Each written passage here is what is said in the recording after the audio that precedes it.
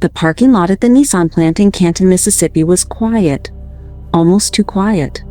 Glynis Jackson had just pulled in for her early shift. She was 31, a mother of 3 and 7 months pregnant with her 4th child. She should have been safe, but someone was waiting for her. He'd driven from out of state, more than 300 miles, just to find her. He watched her, waited, and when the moment was right, he made his move. What followed was a terrifying car ride. Screams, gunshots, and then the unthinkable. Glynis tried to escape. She jumped from the moving car. She was injured, but alive. And then, in a cruel twist of fate, she was hit by a passing vehicle and died right there, on the highway. This is the story of how a woman tried to break free from a violent past, and how the man she once loved refused to let her go. A story of fear, courage, and a devastating end. Why wasn't she protected? Why was her killer allowed to walk free before this? And most of all, could this have been prevented? This is the murder of Glynis Jackson, and it will break your heart. Glynis Jackson was more than just a name in a headline. She was a daughter, a friend, a mother of 3 beautiful children, and at the time of her death, she was expecting her 4th. To her co-workers at the Nissan vehicle plant, Glynis was warm, dependable, quiet.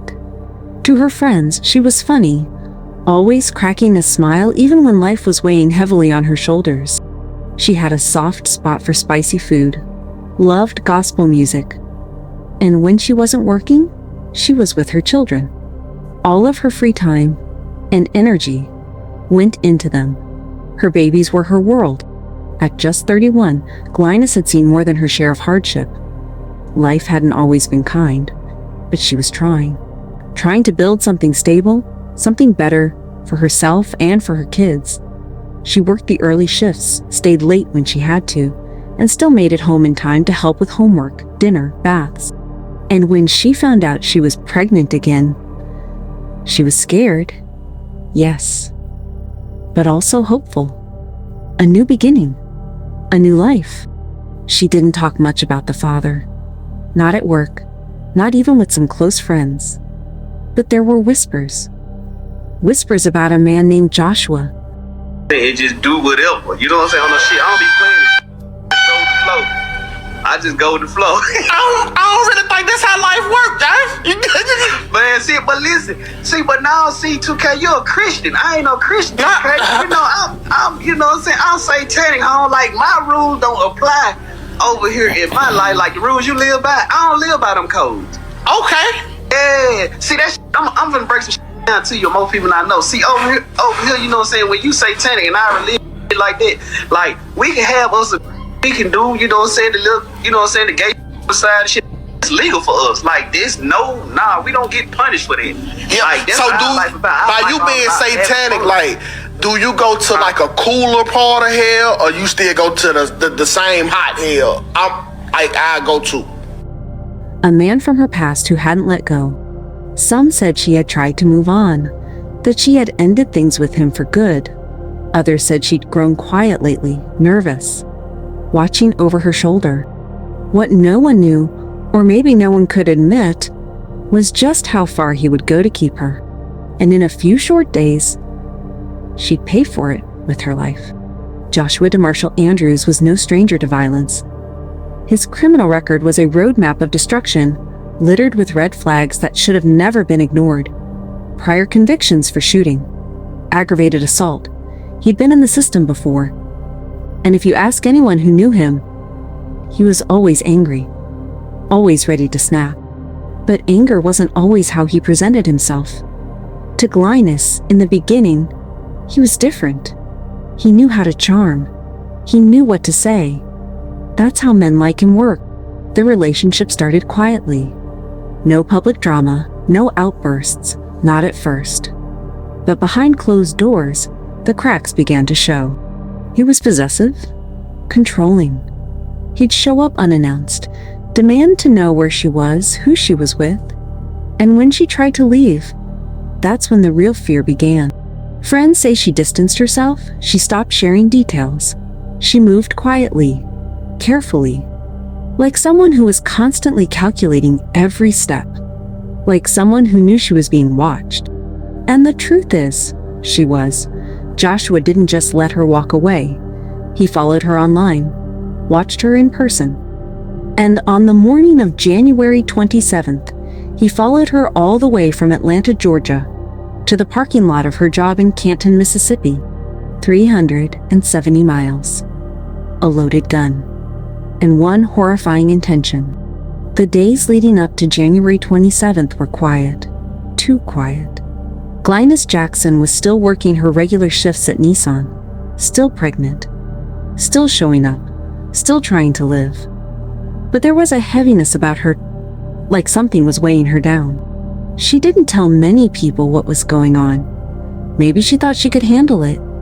Maybe she was protecting someone. Or maybe she knew no one could protect her. The pregnancy had started to show more. Co-workers noticed she moved slower, more carefully. She was tired, but she pushed through it. Because she always had. Because she had 3 children at home who needed her, and a 4th on the way. But behind that routine was a shadow, and his name was Joshua DeMarshall Andrews. He had been planning, tracking her movements. No one knows exactly when he decided to kill her. But the fact is, he did. And he made sure he had everything ready. The car, the route, the weapon. What we do know is this: sometime before dawn on January 27th, he left Atlanta. He drove across state lines. Armed, focused, hunting. And Glynis, she was just trying to get to work. Just another morning. She pulled into the Nissan parking lot like she always did. Maybe sipping coffee. Maybe thinking about what she'd make for dinner that night. She had no idea that her past had just pulled up behind her. This was the moment. He'd waited for it. He'd come for it. And he wasn't leaving without her. It was 6 a.m. The sky was still dark. Cold morning air settled over the Nissan parking lot in Canton, Mississippi. Most of the workers hadn't arrived yet, but Glynis had. She parked her car, stepped out, maybe with her lunchbox in hand, maybe her phone. And in those final quiet moments of routine, Joshua made his move. We don't know what he said. We don't know if he pulled a gun immediately, or if he lured her into the vehicle with a lie. What we do know is that Glynis Jackson never clocked in that morning. Instead, she was forced into Joshua's car. Her phone was left behind. She was gone, and no one saw it happen. It wasn't a loud scene. No witnesses. No screams reported. Just a woman, 7 months pregnant, vanishing into the darkness with a man who had driven all night just to make sure she didn't live to see another one. What happened next is harder to talk about, but it must be said. We know there was an argument. Somewhere along the road, Glynis tried to escape. Maybe she screamed. Maybe she begged. She opened the door, and she jumped. A pregnant mother, leaping out of a moving car. That's how desperate she was to survive. She landed hard. Bruised, bleeding, but alive. She scrambled to her feet, disoriented, trying to flee. But before she could get help, a vehicle struck her. The driver didn't see her. It was too dark. She died on the scene.